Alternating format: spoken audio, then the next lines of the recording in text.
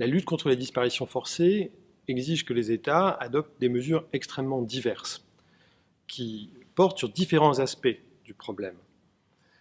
Il y a la dimension du droit à la justice, la lutte contre l'impunité. Il y a la question du droit à réparation, lorsqu'il faut, par exemple, reconnaître la responsabilité d'un État dans une pratique de disparition forcée afin de réhabiliter les victimes. Il y a aussi une dimension de droit à la vérité qui est absolument centrale pour les disparitions forcées, qui est en général d'ailleurs la revendication première des familles. Savoir ce qu'il est advenu de leurs proches, retrouver éventuellement leur corps si ces personnes sont mortes et que ces dépouilles leur soient restituées.